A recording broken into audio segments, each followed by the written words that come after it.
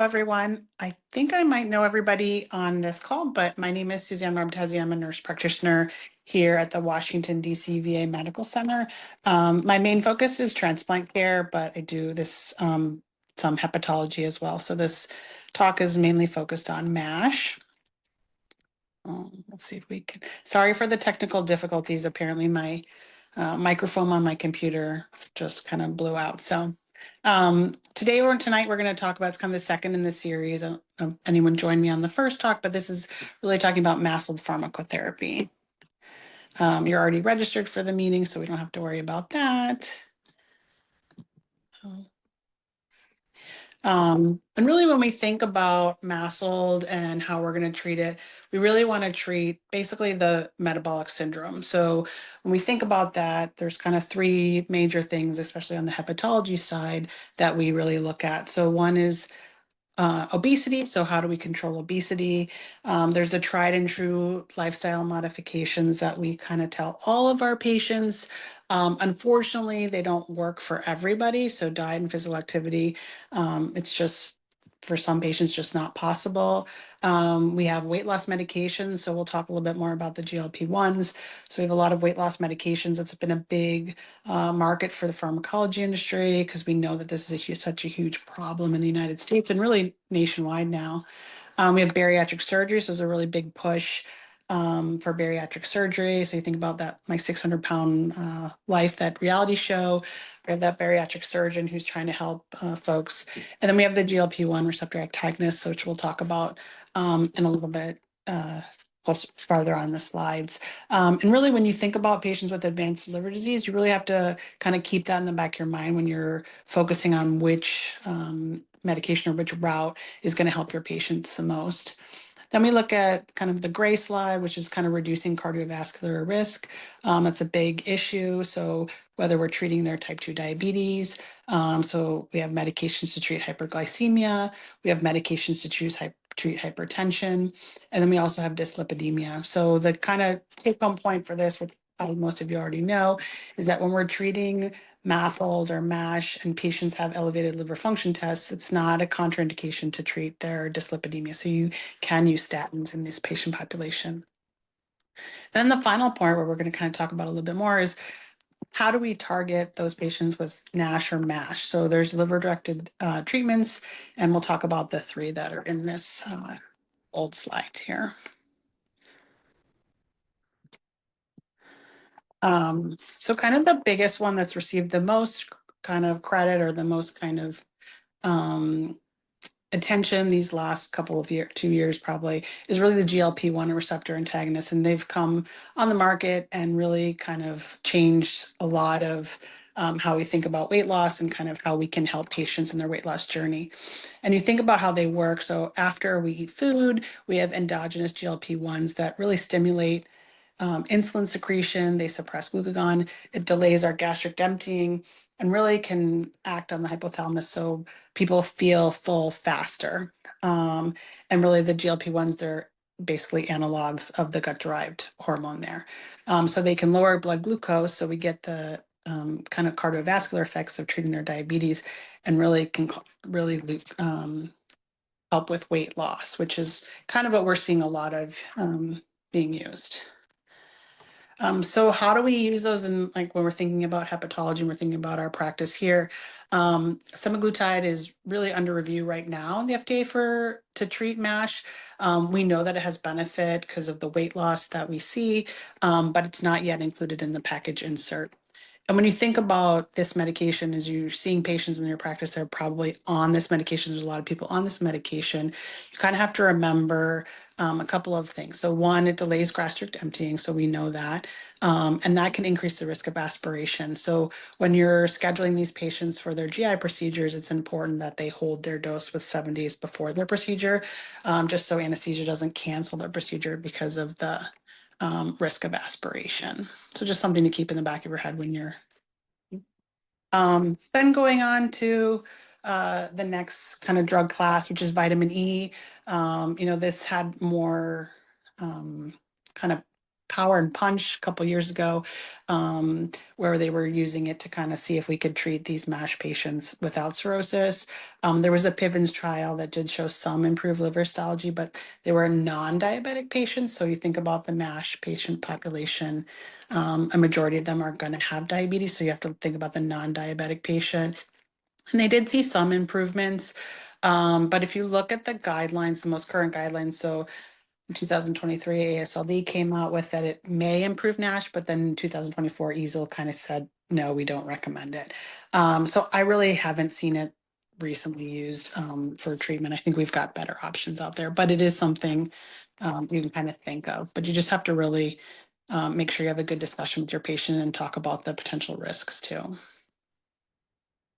Then we have pioglitazone. So this was also kind of used as indication to treat MASH patients. And these patients could have with or without type 2 diabetes. Really, again, that Pivens trial showed there was really no benefit of pioglitazone over placebo when they're looking at histological features of MASH. So they're looking at biopsies and looking at if there's any improvement. But they did see that there was improvement in kind of secondary outcomes when you look at cardiovascular risk, which makes sense. But again, you have to think about like any medication, there are some safety concerns. So there's a risk of weight gain, bone fractures, especially in women. And then you just really have to be careful and kind of with your patient selection and how you're going to monitor these patients.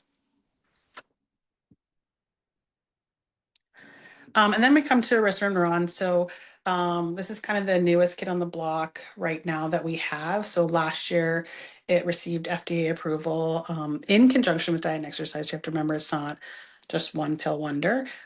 In treatment of adults that are non-cirrhotic, that have NASH, that have a moderate to advanced liver fibrosis score. So if you remember from the first lecture, we talked about kind of we have all these patients with MASH, then we need to kind of identify those patients who are at risk for getting advanced liver fibrosis, so those that are going to kind of progress along.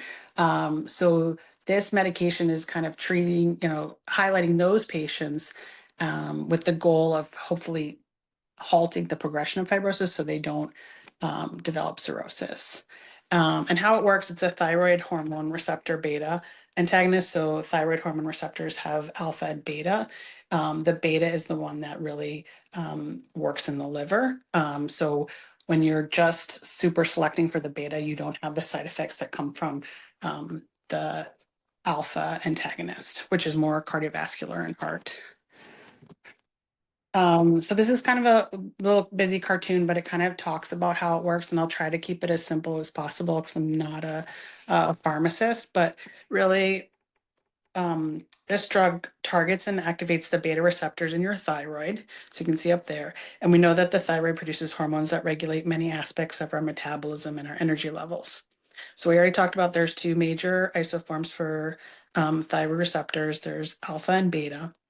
And basically what it's doing is it activates these beta receptors in the liver, and it helps kind of really synthesize the fat and helps it break it down the liver. So it's really removing the fat in the liver.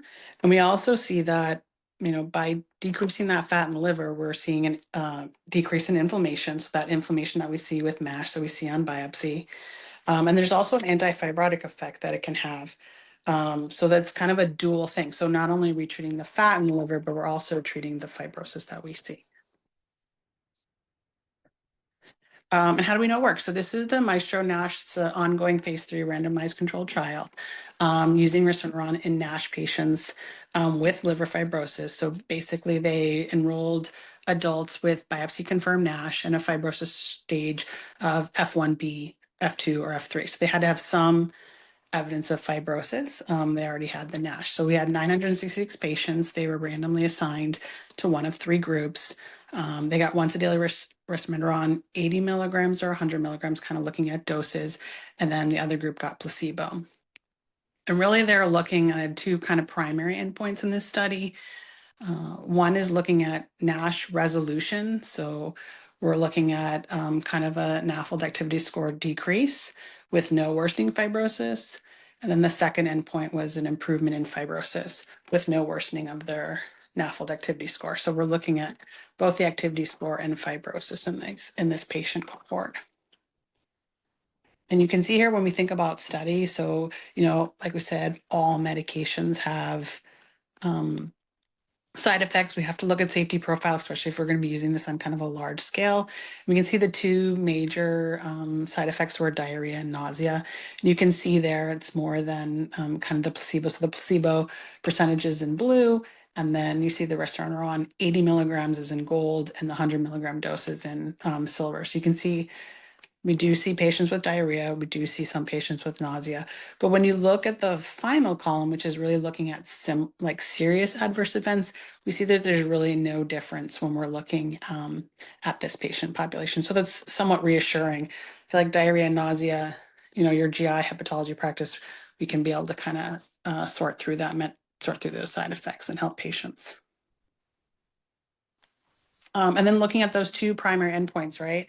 So you can see here again, and blue is the placebo, and then in gold and silver are the two resmetirom categories, depending on dose. And you can see that there's a statistically significant improvement in both NAS resolution and fibrosis improvement. So it's very encouraging. So really when we think about, okay, we've got this medication, we know MASH is a problem for a huge number of patients. We're seeing these patients in clinic. Historically, we've said, got to lose weight. You got to lose 10% of your body weight. That's going to help your fibrosis. So now that we have this medication, really, who are these patients that we can kind of treat? So again, it's approved for non-cirrhotic, so you need to make sure that your patients don't have cirrhosis, and patients with moderate to advanced liver fibrosis. So that stage F2 to F3, those are the patients that we've highlighted that we know can kind of progress on to advanced fibrosis or cirrhosis. So we want to make sure we're catching those patients before they progress.